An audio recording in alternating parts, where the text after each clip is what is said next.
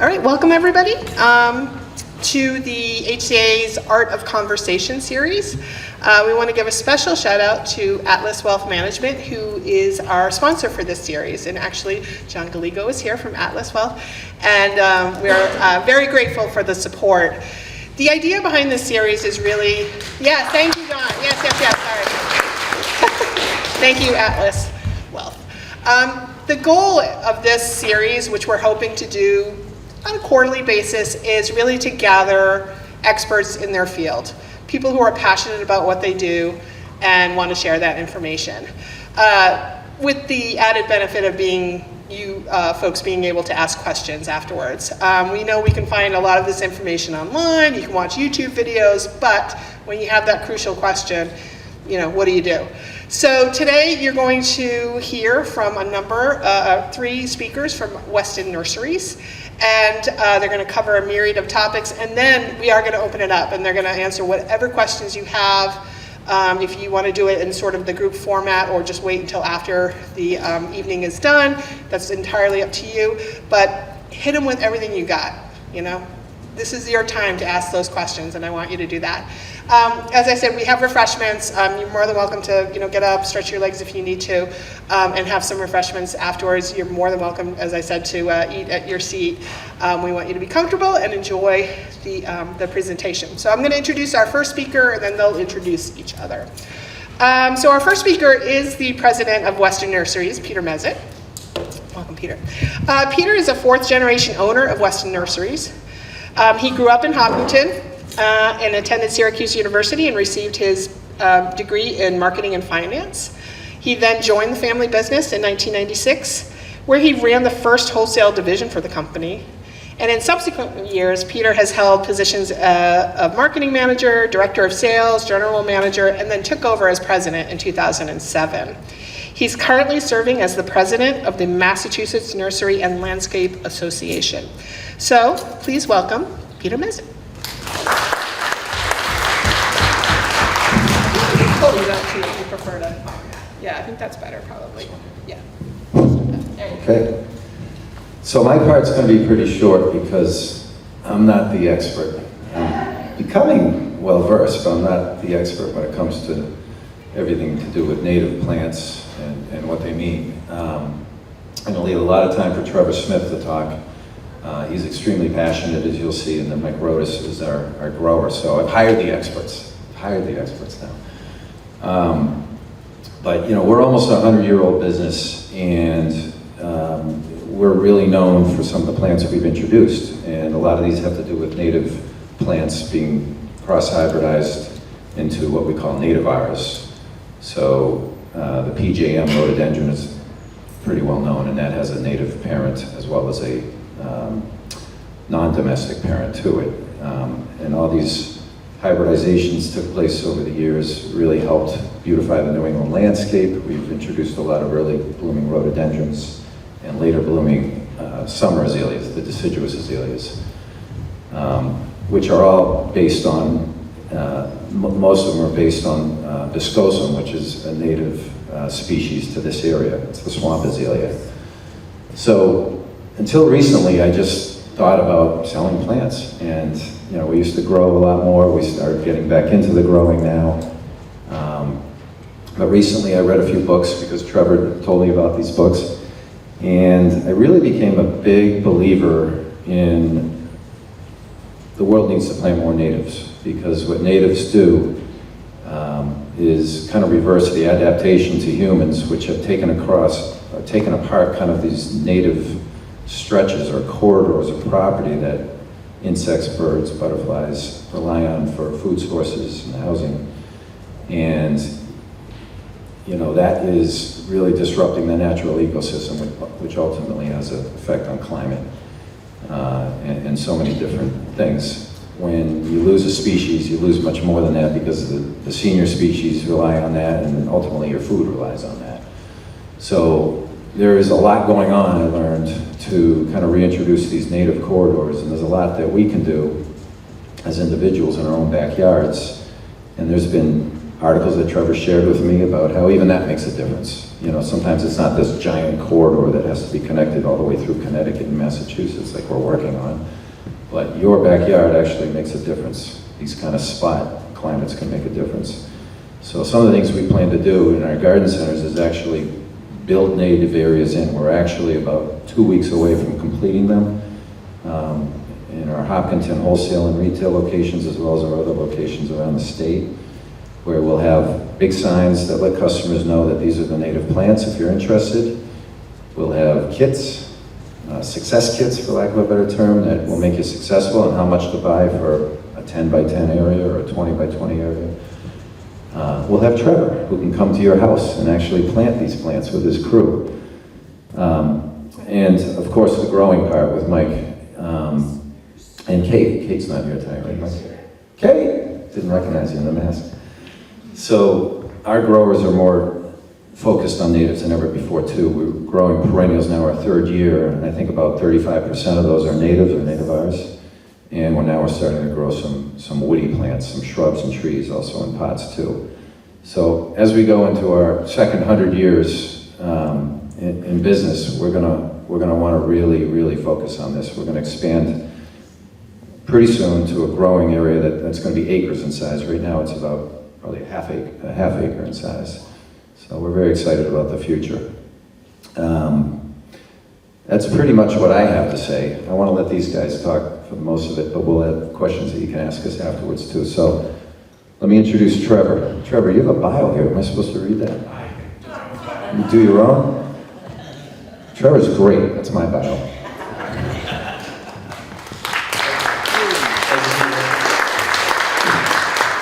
So yeah, my bio is really short. I fell in love with plants and everything at an extremely young age. My grandmother would walk endlessly with me in the woods and show me everything and wait patiently as I turned over every leaf and every rock, and that connection was made and I never lost it. So fast forward, I got into this industry, and the idea in this industry, when I got into it, I started my own business before I worked for Peter. And the idea was with me that if you are going to work with the earth, A, that is a special privilege. And B, if you are going to work with the earth, actually on the earth, manipulating the earth, you should do it in concert with Mother Nature. That makes sense. That's part of the responsibility. With great power comes great responsibility. So that was my philosophy. And I'm going to get into it a little bit more as we go on. But I would like to introduce Weston Rewilding. So Weston Rewilding is the Weston Native Program, but it is also the mentality moving forward for the next 100 years, as Peter said, in being earth conscious. Again, when you are growing plants and you are supplying landscapers who work with the earth, you need to do that consciously instead of just haphazardly. So rewilding is very much about that. And then when you look at rewilding, you can think, oh, okay, are you trying to turn like everything into a jungle? Are we trying to have everything look like the Appalachian Trail? No, not at all. But if you have done any research, if you have read any Doug Tallamy, anybody read Doug Tallamy? He's the big one, so I'm sure, excuse me. You know, you will see that through some of the plants and our plant choices, through some of our landscape choices and what we're doing, we've actually made our landscapes pretty sterile. So rewilding is really not about making everything woods again or forest again, but it is about bringing back nature. It is about bringing back all life to the planet. So in my career, I worked with a lot of small lots. I did a lot of urban gardening. And that was where the realization came that with a lot of small lots, all those add up. So you don't necessarily have to do these $1 million, 1,000 acre, 100 acre projects, that I could actually have a large impact on the earth doing 1/8 of an acre at a time. You're doing these little postage stamps in Jamaica Plain, and then even larger lots, you know, as I got out into the suburbs. You know, and both of all areas were kind of facing the same sterility. So, the mentality applied to all of it. So that is the whole Weston rewilding, that is what it means to me, and that is what the rewilding portion. And the reason I want to point that out is because natives get a bad rap. Natives get a bad rap for looking weedy, looking gross, looking unkempt. And if you look at these gorgeous natives right here, they look anything but. If I didn't tell you that this was one of my favorite natives right here, this Amsonia, you wouldn't know that this was a native probably unless you know your plants like that. You know, in looking at these plants, you may or may not know that they're native plants. So, you know, people kind of it has a stigma, and I'll get into that too. But as far as native plants are concerned, there is a native plant with a shape, with a form, with a place for everything. They come in all shapes and sizes, and they can go anywhere we would like in the landscape. They can be lawn alternatives, like this is our wild woodland strawberry, which makes an excellent lawn alternative. It is extremely durable. No, you're not going to play soccer on it, but yes, you can walk on it. And does your turf lawn turn this color in the fall? Does it have beautiful white flowers all over it in the spring? Does it give you teeny tiny berries that are sweeter than an entire case of any strawberry that you're going to buy in the grocery store? Something the size of your fingernail has more power and sweetness in it than any other strawberry you're ever going to try. And then does it bring guys like this? Do you have somebody hang like that in your lawn? On your native plants? This salamander right here. This is a big one. And this comes down to, while we're talking about how we conduct ourselves and the like, much of what we do affects these guys right here. Magnetically, what we do affects these guys right here because they find their birthplace. They can wander miles and miles from home, and they find their birthplace following the magnetic lines of the earth. So when we start messing with the magnetic atmosphere, we can start messing with these guys. When we start messing with mosquitoes, we start messing with these guys. Because these guys, when they're in their nymph form, are actually eating mosquitoes. When they're living underwater, they're eating all that mosquito larvae. These guys, you wouldn't even know it, but are one of our best mosquito controls. Them and dragonflies, great ones too. All rely on natives and making sure we have native habitats. And this one right here, talking about mosquito control. Another great one. You know, can be super scary, but if you just look at that alone in the picture, that is one beautiful, arachnid. And then, of course, the poster child for all things native. And we absolutely have to love it. You know, the truth of the matter is, when we talk about pollinators and all things pollinator, butterflies are like one of the worst. They get all the glory. They're like the quarterbacks. They get all the glory, but they don't really do it all. They really play a very small role, and they really are like the worst pollinators. But I guess if you have to pick a poster child for it, you may as well go for it. Over the cousin of the moth. While we're just fun facts about nature, because I like getting into fun facts about nature, and I have you all as a captive audience. So here's a fun fact that you can take home. Butterflies, not that fuzzy. Moths are fuzzy. Now, can anybody guess why moths are fuzzy? If you've heard me speak before, you might know this one.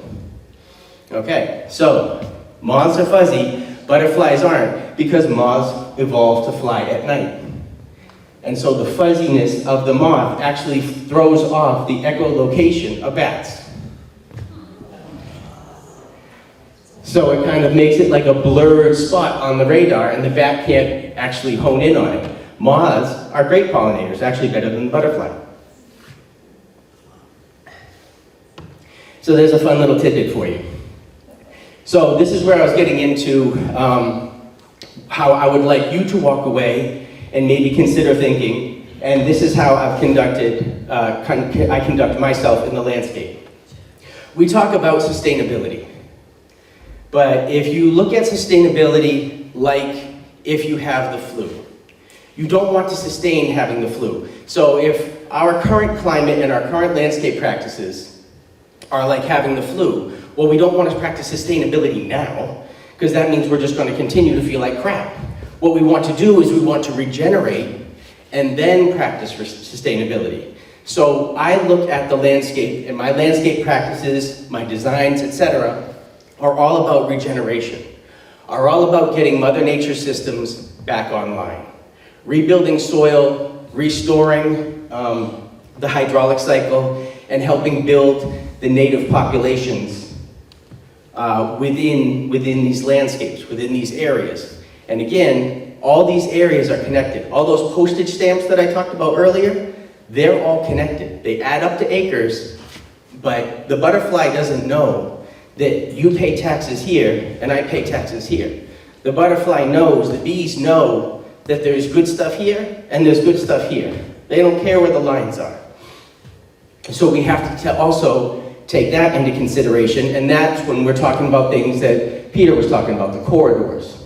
Creating ways, especially in the urban areas, that wildlife can move through the urban areas. And that involves making sure that there are way stations and food and shelter along the way so that they can make their way through the urban environment. So I would like you, when you're working on your property, to consider regeneration. Consider sustainability as something that you are looking to achieve. So I am not going to give a full native presentation today, but I would like to kind of familiarize you with natives, and that is going to start with terms and definitions. So native plants. Let's start with native plants because that's why we're here. Plants indigenous to a given area in geologic time. This includes plants that have developed, occur naturally, or existed for many years in an area. Native plants can be weeds, native plants can be aggressive, but native plants are not invasive. We got to get all these terms just cleared up. Now let's look at weeds. Weed is any undesirable plant or a plant out of place. A weed can be native. This right here is the common milkweed. Some people absolutely hate it because it is aggressive, but it is not invasive. So these are just terms to really drill down on. So this native plant right here can be considered a weed. Now, aggressive plants are plants that spread through the garden or the landscape faster than we would like. This is where people start to get things twisted. Aggressive plants may dominate, but they are not invasive because they do not harm the ecosystem. Aggressive plants can be weeds and they can be natives. All right, is everybody with me on this? Because you're gonna come out of here and you're gonna be teaching everybody how to speak correctly when they talk about plants. Invasive species. This is a thing. An invasive species is a thing. And that is a thing that has been put on a list by the agricultural authorities. And an invasive species is put on this list because it threatens agriculture, horticulture crops, humans, livestock. Invasive plants are not native, but they can be considered weeds. So now we know that just because a plant moves around a lot doesn't mean it's invasive, it means it's aggressive. But if it is a non-native plant that is choking out everything around it and disrupting the system, then we have an invasive plant on our hands. So then when you get into native plants, now we kind of get really deep. Here we go, we're gonna slip into it. When you start talking native plants, we start talking straight species. And a lot of that is, much of what is up here can be considered straight species. That's the original recipe. This is your grandma's recipe, okay? Before everybody started tweaking it and adding this and adding that. Straight species is the original recipe, the species that evolved through natural selection. So here we have the straight species of Echinacea. Now Echinacea comes in every shape and every color, and that's not the straight species, that's not the original recipe. There we also have Columbine up there. The original, the native Columbine is red and yellow. Doesn't have the double ruffles, doesn't have the blues, the pinks, and everything else. So this is what straight species is. Then we have native Rs, which is what Peter was talking about. That's when you take the straight species and you change it a bit. So native Rs are cultivated from the straight species, and they've been cultivated for specific characteristics. Sometimes it's shorter growth habit, and then sometimes it's changing up the flower. So here you can see different columbine, different echinacea, all sorts of native Rs. So they took this wonderful, simple purple flower, and they're like, all right, well, we're gonna shorten it up, we're gonna make it hot, we're gonna make it fuzzy. They're absolutely beautiful, there's nothing wrong with it. But so when you're talking about natives and native Rs, somebody might ask you, straight species? If you say, can I get some natives? Or I'm doing a native garden, they might say, do you want straight species only? Sometimes, and there's, some people will say, yes, absolutely, I only want straight species. Other people will say, no, native Rs are fine. So we'll get into, I'll just touch on this briefly.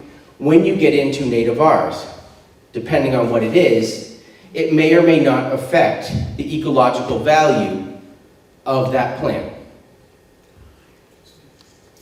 So for instance, the plants in these pictures may or may not have similar pollen counts to the straight species. They may or may not have similar amounts of nectar to the straight species. It's kind of, you change the recipe a little bit so that the nutrient value may not be the same as when you do it the original way. There's nothing wrong with this. It's just, when you're doing native Rs, you need to recognize that it is not apples to apples.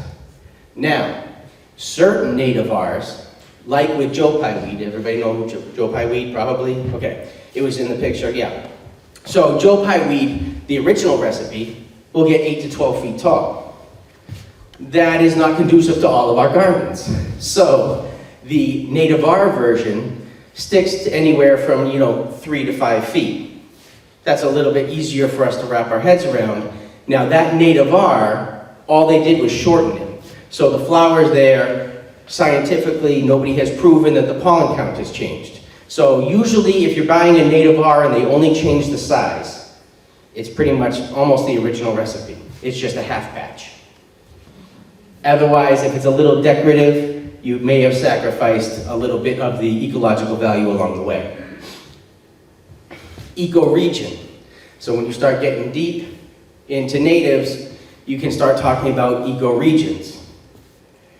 So we have 5 ecoregions here in New England. We are there. I don't know if I have the light on this, but in this blue, we are the northeastern coastal zone, area 59.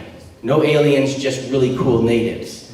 And that actually starts way down in New York and works its way up just below northern Maine. It kind of goes right up the coast. So what the ecoregion is the ecoregion, as I said, we're area 59. That's an area where like a lot of the native plants, they're all similar through this area. So if you're trying to create a native plant garden, you could try to create your native plants or choose your native plants from ecoregion 59, and then you'd be pretty much super native, because all those plants will have evolved in this area, and all of those insects in this area will have evolved with those plants. So they have long, long, long relationships with each other.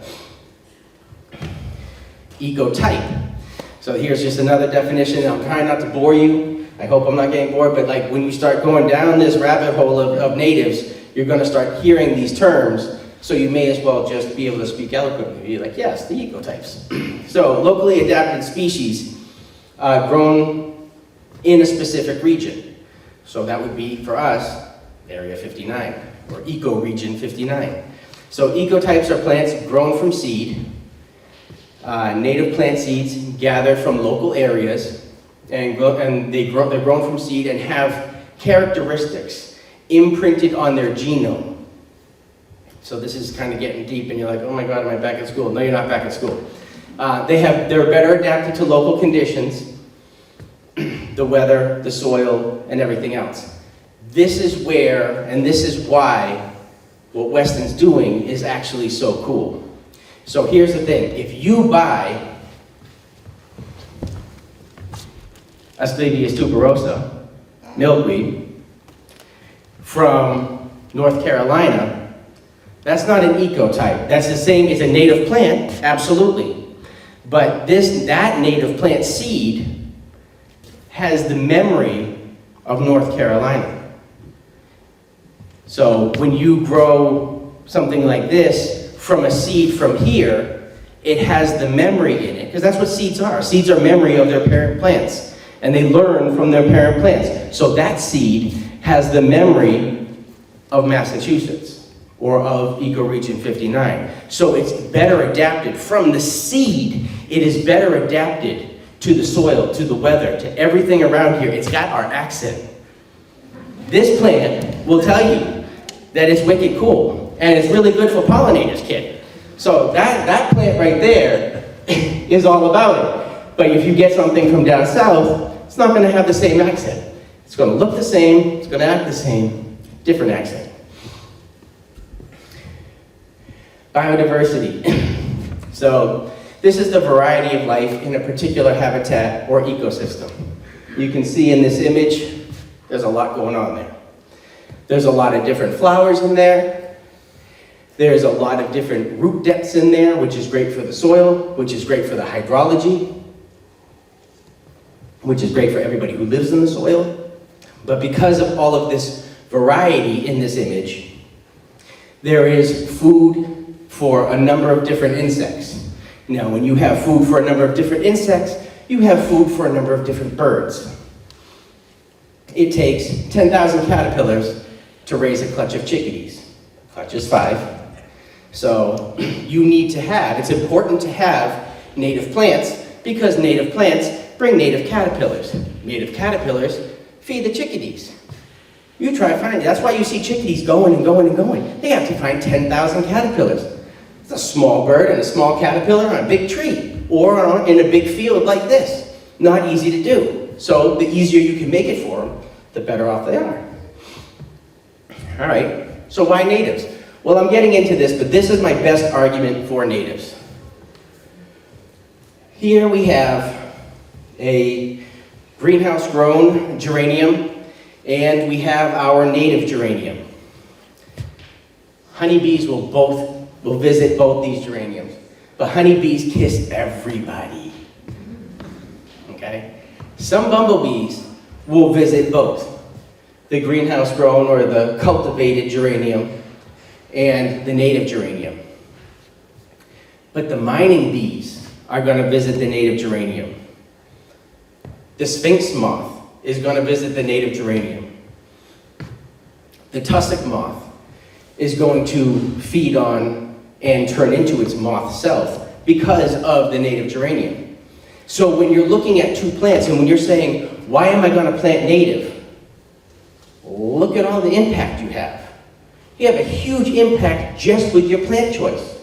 All you're doing is saying, oh, I like this one, but if I choose this one, it's beautiful. Look at them. It's beautiful, and I can help all these species with just my choice.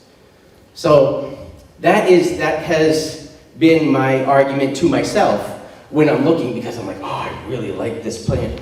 But this one's really great too, and I really like this plant. And if I choose this one, I'm doing honeybees, bumblebees, mining bees, carpenter bees, sweat bees, mason bees. It just goes on and on and on, all with the choice of one plant.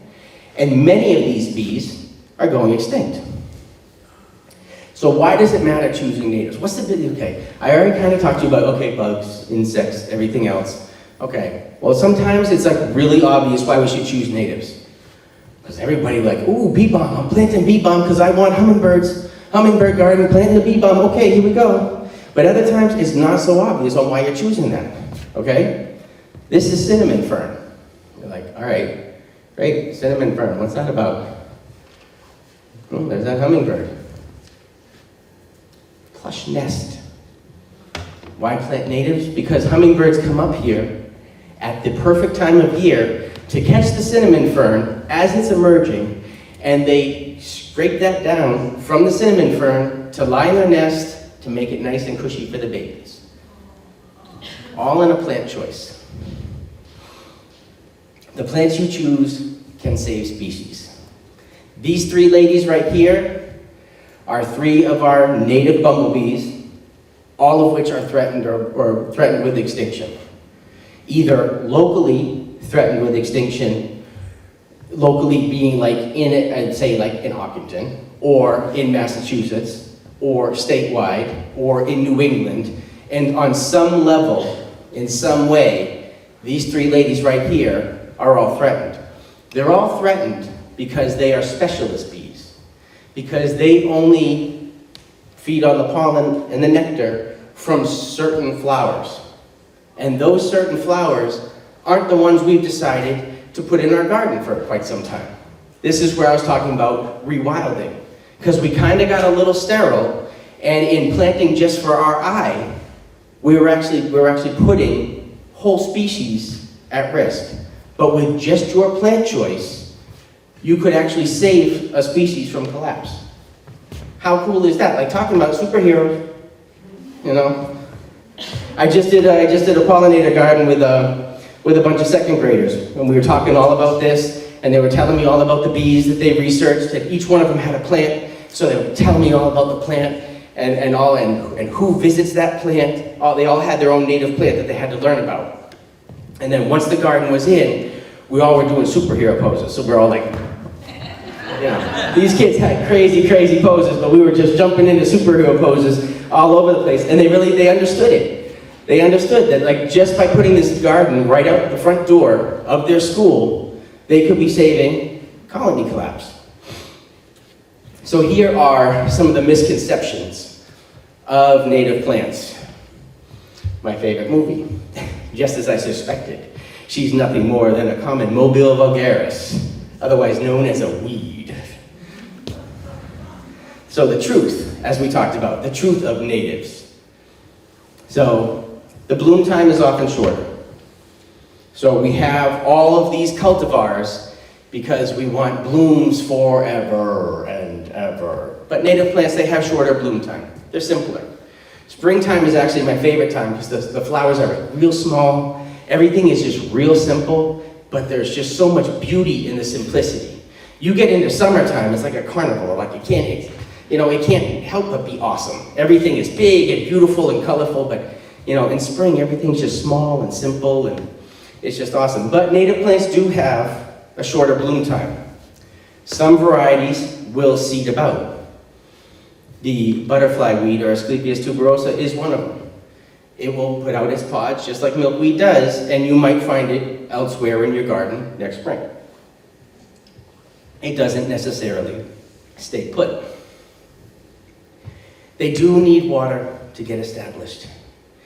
Huge. I go on consultations all the time, and people are like, I want a native garden because you don't have to take care of it. Doesn't need water, doesn't need anything. I'm like, not entirely true. So yes, native plants, especially to get established, do need water. Once established, they need less water because they are pretty low maintenance. And so a drought-tolerant plant, when grown by Mike and Caitlin, it's got a pretty nice life. So you take that plant, well, this one's more drought-tolerant. So you take this plant and you put it in the ground, and it has to be reminded that it's not under their tender, loving care anymore, and that it has to fend for itself. It's time to move out of the basement and start living on your own. So, once it does that, then absolutely, it remembers what it's doing, and it can live on its own. But it does need water in the beginning, and it does need to get established first. It will require, absolutely does require, fewer inputs. Why? Because native plants have adapted to New England soils. New England soils are crap. They're used to growing in that. They don't need these bougie soils to grow in. They're all set. You can go ahead, you can put them in the rocky, crappy, acidic soil, and they're like, yep, this is just like home. And it's beautiful, and they absolutely love it. They don't look messy. They don't look messy. Some of them grow differently than what you might be used to, but it's not necessarily messy. You just might not be used to the way they grow. They will definitely attract wildlife. Planting any one of these, you're going to notice a wildlife change in your garden relatively fast. There's a native plant for every situation. So you don't have to have this meadow for a native plant. You can have a native plant foundation planting. You can have a shady nook. You can have dry shade that you're just trying to fill in. You can have this wonderful woodland path. You can have a wonderful meadow path with sunny flowers everywhere. There is a one for every situation. That low spot in your yard that's perennially or annually moist. Yep, there's something there for that too. Nibbling is okay. So just like talking about being messy and how we might have to change what our view on messy is. Maybe something gets a little tall, or maybe the seed pods aren't like super beautiful once they go. However, nibbling is another thing. People freak out once they see a hole in their leaves. I get calls all the time. Trav, something's eating my garden. Oh my God, what are we doing? You planted a pollinator garden, something's eating it. I'm like, where do you think butterflies come from? They're like caterpillars. I'm like, what's eating your plant? Exactly. Exactly. What's eating your plant? You want that. So here we have we have the fennel up there, black swallowtail. We have everybody going on in here. All of these guys, they all need something to eat. They can nibble on your plant. Nibbling is fine. Decimation of a plant is a different thing. But nibbling on a plant is absolutely fine, and you need to kind of adapt your view to that. So where do you start with your native garden? Like I said, this isn't a full-on native course. I can talk natives for a long time, and we don't have that. So, because I gotta get my man Mike up here. But where do you start? Just ask yourself, and we're growing this plant right here. One of my favorites. One of my favorite Monardas, so go find it. But why are you planting? Are you planting for low maintenance? Sure, probably, and if that's your only reason, that's a cool reason. Are you planting to create habitat? Are you trying to do a native corridor? Are you trying to add to the native corridor? Are you trying to make it onto the homegrown national park or the backyard wildlife lists anywhere out there? That's super cool, and that's a noble cause. Are you planting for pollinators? Maybe you want the bees, the butterflies, the moths, etc. Maybe you saw your first jewel sweat bee, your green sweat bee, and you saw that emerald jewel tone, and you're like, that's so cool. And you need more of that. So maybe you're doing it for that. Other people are doing it for birds. I've planted 2 bird gardens already this year. Bird gardens are pretty much like pollinator gardens, except they end with berries and seeds. So it's almost the same thing. Caterpillars in the spring, berries and seeds in the fall and winter. That's the only difference with the bird garden. You need to understand, and you do now, because we just went through it. So you understand natives, exotics, cultivars, not all the same. Natives are natives, nativars, or cultivars of natives, are their own thing, and they do have absolute value. So do exotics. This is not an exotic bashing time. Exotics provide cover. You can have a wonderful shrub, non-native, that provides wonderful cover. It may not have all the nectar in the world, but it will create a home for those chickadees, and then they're going to feed on all your natives, so there's nothing wrong with that. Natives do not mean no maintenance. Having bees is a good thing. This was one of the things that we talked with the kids too, because we actually planted the 8-foot-high jokai weed there, and we have a path through the garden. So when they come back in September, their little 3-foot cells are going to be like, whoa! And I'm like, you know what? It is okay to be surrounded by bees, because when bees are eating, and happy bees don't sting. Native gardens do look beautiful. And there's no shame in liking exotics. None whatsoever. So, Doug Tallamy puts out there the 70-30 rule. Before I read his 70-30 rule, I had an 80-20 rule. 20% of your garden, or 30% of your garden, make them exotic species. Go ahead, pick your favorites. Peonies, one of my favorites, trees is called 7 Sunflower Heptacodium. Not native, but absolutely love it. I have my non-natives that I love, and my personal yard, my personal backyard, is an 80-20. So I have lots and lots of native species there, but certainly have some of my favorite non-native and exotics in there. Why? Because your yard and your garden, you're planting for you. And you need to plant it for you and plant it to make you happy.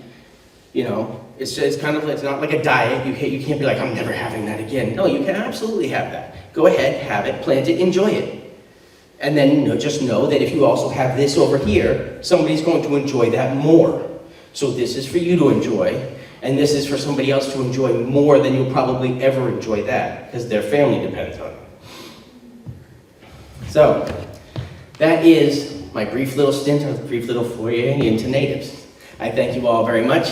I'm going to bring Peter back up, and he will introduce my man, Mike Rodas.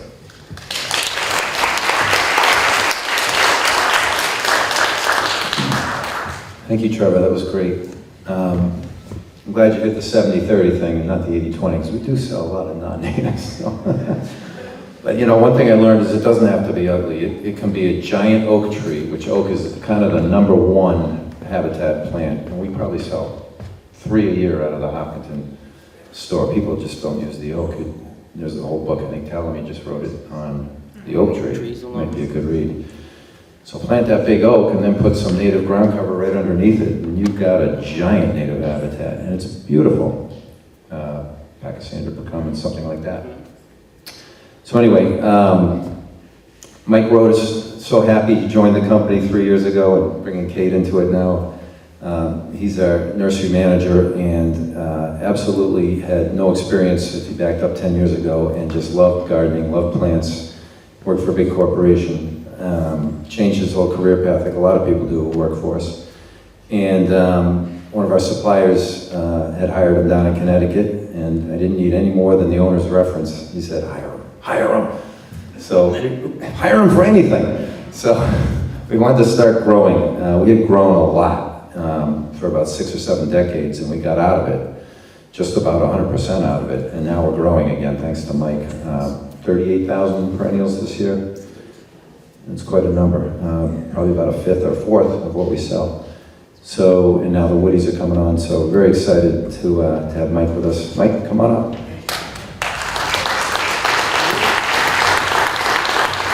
Hi, everybody.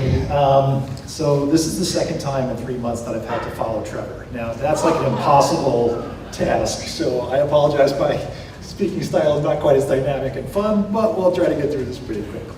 But anyways, Peter said, I manage the growing operation in Hopkinton. Kate West is here as well. Caitlin's our grower. She just started with us as well. So all the plants you see on the table, we grew just in the last couple of months, so she has a lot to do with that. So what I was going to talk about is just give you an overview of the nursery itself, and then talk about what we're doing to be more sustainable, because I think the talk was about native plants and sustainable gardening. Now, as you'll see in some of my pictures, running a production nursery is not really a garden. It's very different than a garden itself, but what we're trying to do is make sure that your gardens are as good as they can be.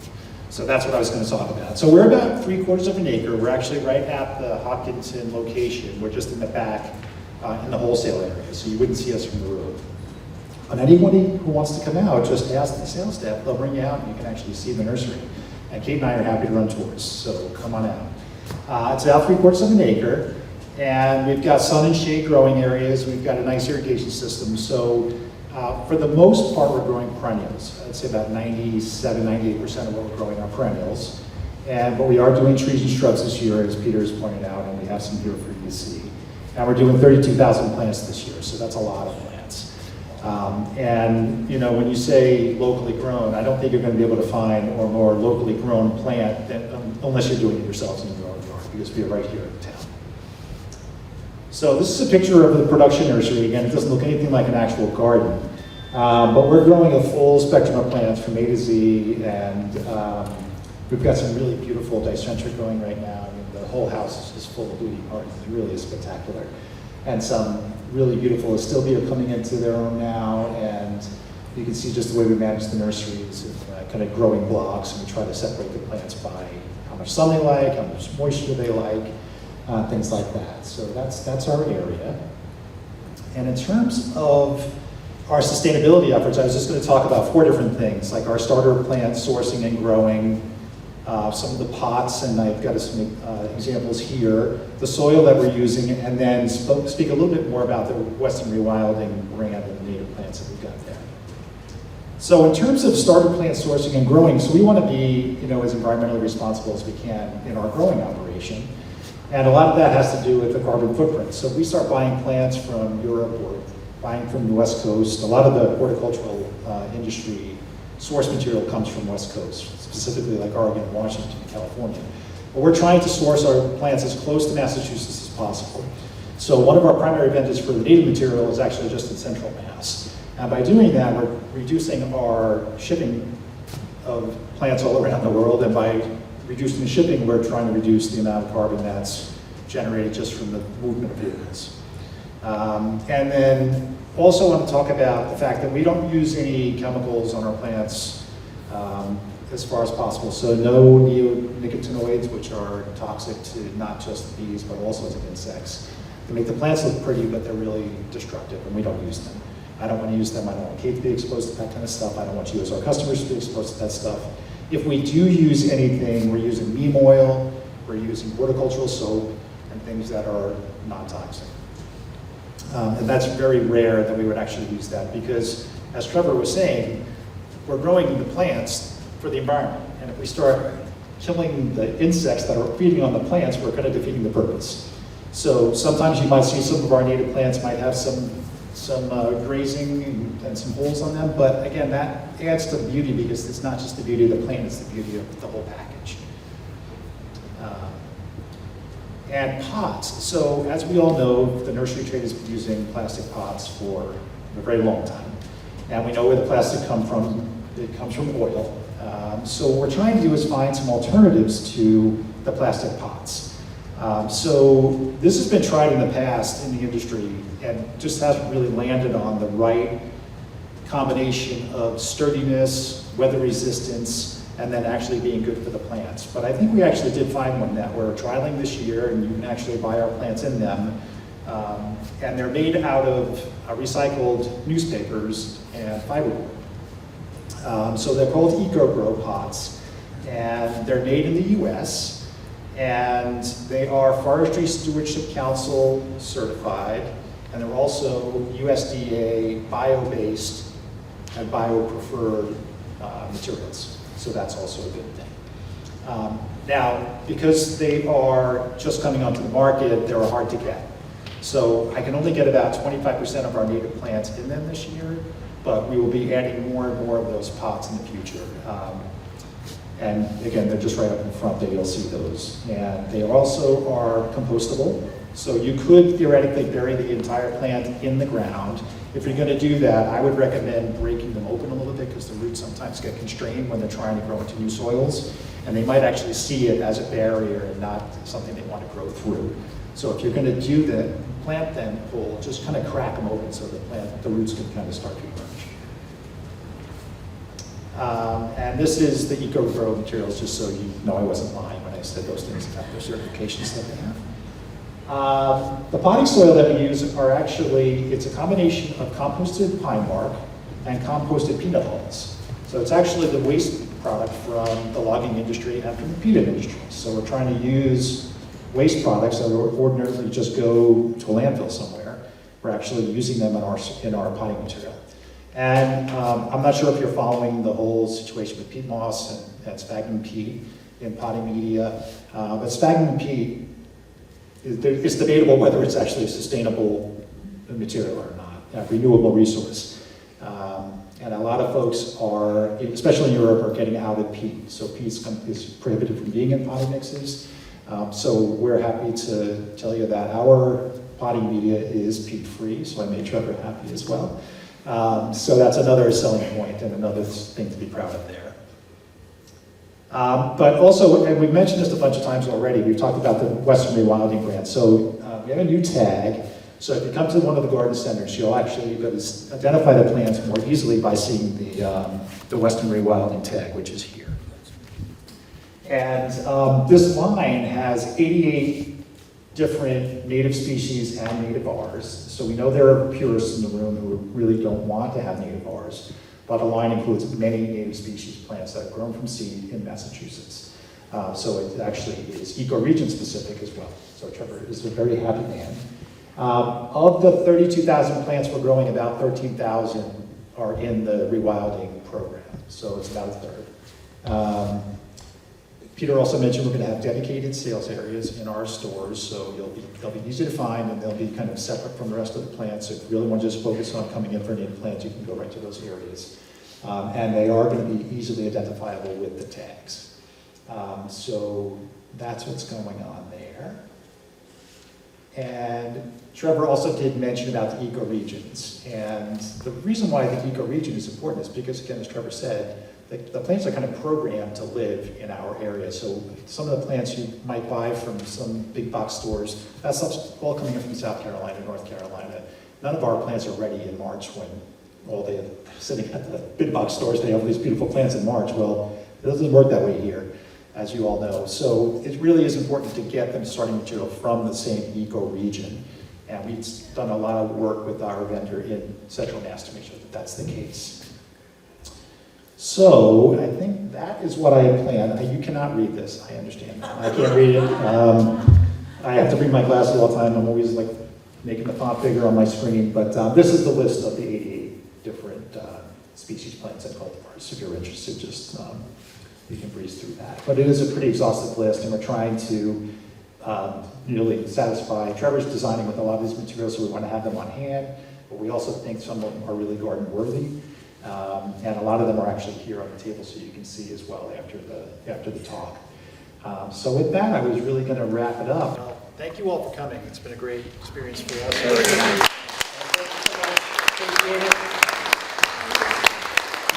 Just one last thing. Massachusetts Department of Agricultural Resources has chosen us to be a partner with a free pollinator kit. Come early on Saturday. There's a coupon you have to bring in. It's on our website. And if you're on our email list, we'll email it to you. And you get 2 free natives, along with the little tools and whatever else is in the box to plant them. So that's available starting on June 4th, which is this Saturday. Yeah. How early you need? What time do you open? We open at 9. Yeah. All right. Thank you, everybody.